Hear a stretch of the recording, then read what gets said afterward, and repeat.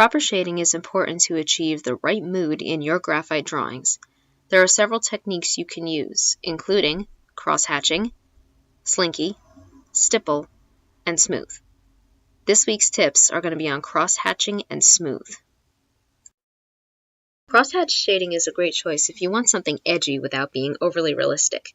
This type of shading can be built utilizing multiple directions as shown in my example here. You can build it with one pencil, or two or three, depending on how dark you want it.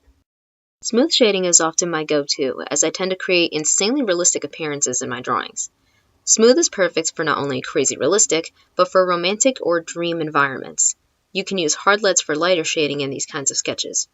You can also combine techniques, working smooth for the subject matter of your drawing, and using cross-hatching for your background.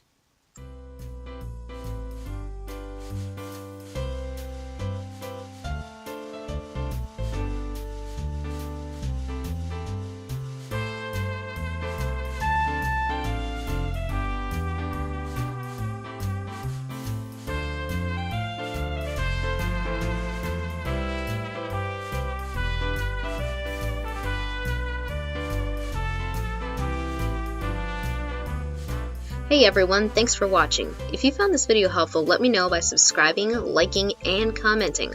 Also hit that little bell so you can receive notifications for my tips, speed draws, and occasional vlogging.